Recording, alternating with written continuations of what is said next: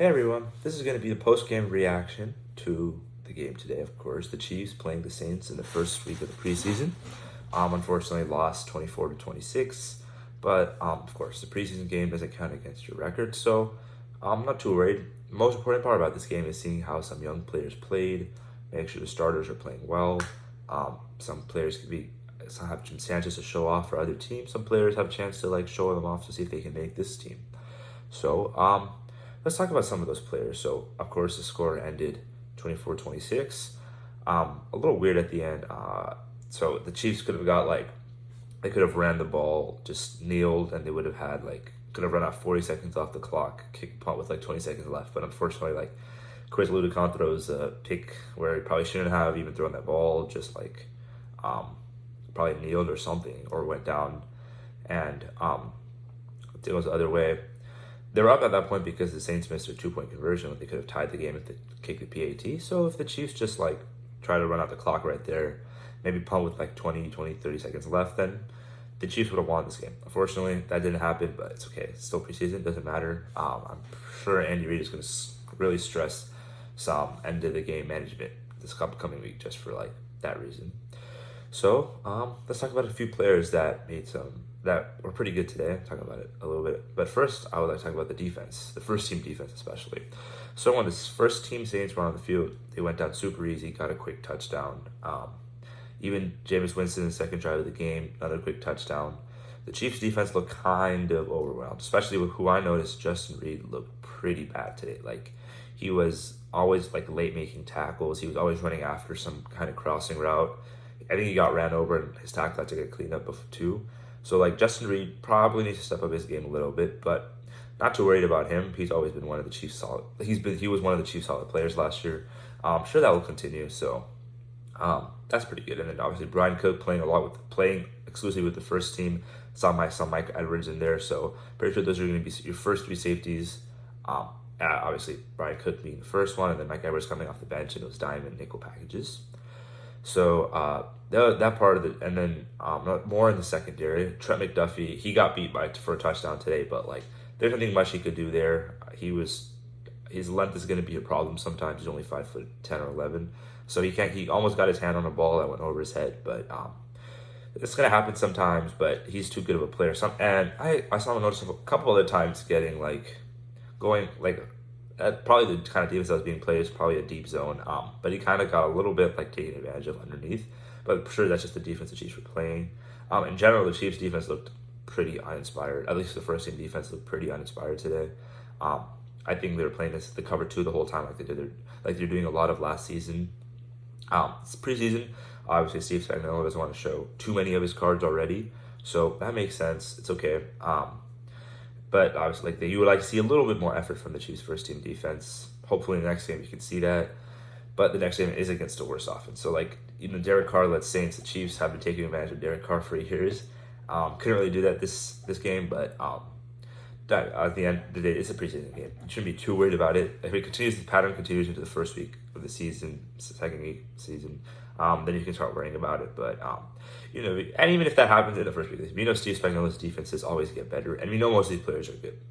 Of course, they're missing probably their best player on defense. The best player on defense, Chris Jones. The pass rush kind of looked pretty bad. Charles Omeni, who looks pretty good on the inside and outside. But he will be gone for the first 6 of the season, so it's going to be really important to get Chris Jones back pretty soon. I think the Chiefs won't budge. That's just how neither side doesn't seem to be budged, but the Chiefs should try to offer some kind of money, either roster bonuses, playing time bonuses, or winning the Super Bowl gets you another $3 million per year, something like that. Try to get that valuation up for Chris Jones. Figure out some kind of way to get it done because they need Chris Jones for this defense.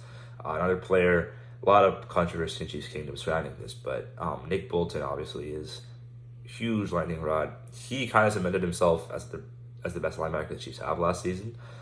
Still, he looked pretty slow in this game. He usually picks it up sometimes, it's preseason. He's not too worried about it. I don't think any of the players are too worried about it. But Alvin Kamara did look kind of lost him a couple times. The players, he was slow to react, slow on a blitz. It's okay. That's his game. He's not going to be the fastest guy on the field, but you hopefully will see some more plays. And he didn't play that much, obviously, because he's a starter. He's the starting time. He's a starting Mike, so he's not going to play that much in this game. But hopefully in the second game, which is they play a lot more, and we'll see him a lot more too. And doing a lot better.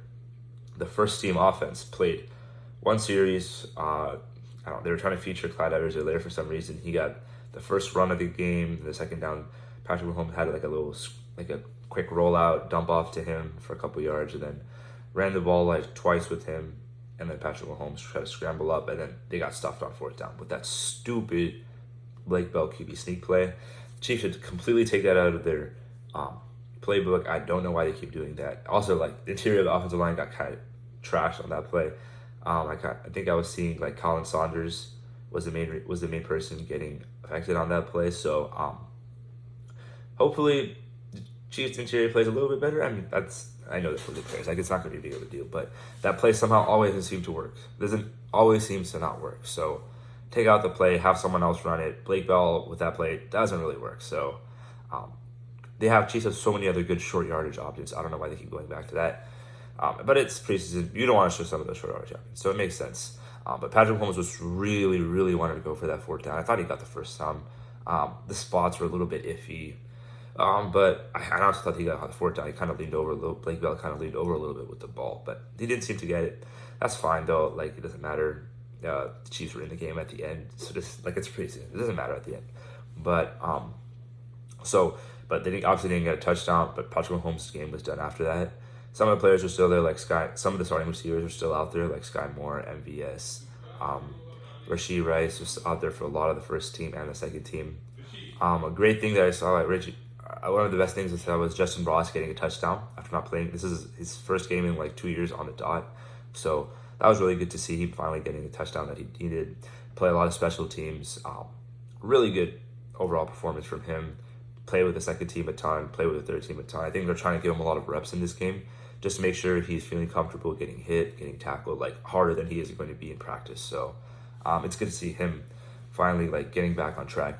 Probably, almost definitely going to make this roster. I think we can basically pencil him in at this point. One receiver that actually stood out to me a lot, and he probably won't make the team, and if he keeps playing like this, there's no way he's going to be able to make the practice squad because some team on the team is going to pick him up. But like Nico Remigio, like led the team in receiving yards, some great catches. His number, a lot like Sky's, is 27. It's like a little bit weird to look at for a receiver, but we deal with it. But yeah, we saw him get a key couple catches, and he played great on special teams as well. So hopefully, if he can't make the roster, the Chiefs can sneak him onto the practice squad. But I highly doubt he's probably going to get picked up by some other team. Maybe the Chiefs try to hide him a little bit more in the next 2 games, but like that's not really doing the player a great service. So we'll see how that happens. Hopefully, he can find a way to get on this team. Otherwise, the Chiefs have 7 good receivers in front of him. There's not much you can do about that. And then Justin Watson. I don't know why Justin Watson plays on this team as much as he does. Barely, he didn't have a catch. I mean, I don't think he had a catch. Played barely any of the special team snaps.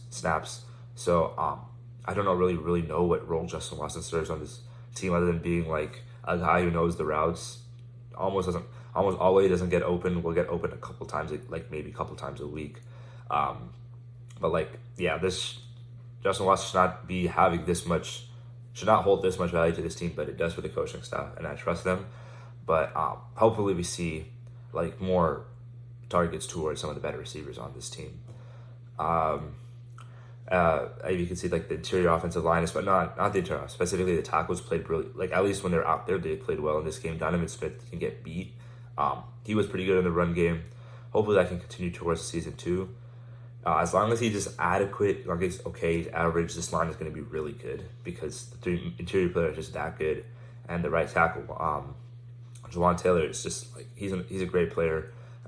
He can take a step down, but that's not likely to happen. So hopefully this line produces to their potential this season because Patrick Mahomes behind a good offensive line. With any kind of weapons, we saw what happened last year. Like he's going to be a deal.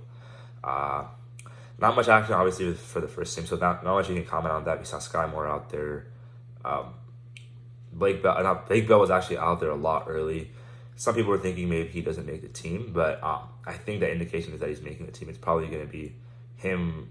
Oh, that might have been a result because of Jody Forster not playing in this game, but The Chiefs could carry 3 tight ends, 4 tight ends. I'm leaning towards 3 with probably like Blake Bell cut or Jody Fortson cut. I doubt it's going to be Jody Fortson. It might be Blake Bell. So they can release him. They don't have to waive him because he's a vested veteran, and they can sign him back to the practice squad, or put someone on IR and sign him to the practice squad, and then sign him to the team. So so I think Blake Bell is going to be on this team this season. Might not be on the roster. And then let's talk a little bit about backup quarterbacks. Like Blaine Gabbert played pretty well. Got that huge completion to Richie James and a touchdown to Richie James, who by the way also played pretty well in this game too. So I'm feeling okay about him being like the wide receiver 4, or wide receiver 5, kick return, that kind of player. So that's good. And then Shane Buechele threw a terrible interception early, but 2 nice touchdowns after that. The touchdown to number 89. Sorry, I apologize for not knowing his name, but touchdown where he shook someone out of their boots, got that quick throw. Looks a lot like Patrick Mahomes, and we saw a huge Patrick Mahomes reaction out of that. So we love to see these kind of things from the veterans on this team, being so supportive of everyone else on the roster. But the thing is, I think the Chiefs, I don't know if Shane Buechele played good enough that teams will actually try to pick him up. Maybe the Chiefs can cut him, put him on the practice squad. That way they can actually carry 7 receivers and the amount of offensive linemen they're going to need without like losing the balance between the offense and defense. Because in an NFL roster, there's going to be 3 specialists, and then the 50 other players are going to be 25 offense, 25 defense. You hope to have a balance like that. But if the Chiefs want to carry 7 receivers and 4 tight ends and 4 running backs, you might have to lead to 26 players on offense and 24 players on defense. So cutting a quarterback and not carrying 3 quarterbacks like they did last year might be pretty helpful towards reaching that balance on the roster. So that was week 1 of the preseason. The Chiefs unfortunately lost, but as we talked about a lot of times during this episode, it doesn't really matter. We'll see the Chiefs next week as they play Arizona. Please, hopefully no injuries happen next week. We know how terrible that turf is. So see you guys next time for the game preview for week 2 of the preseason.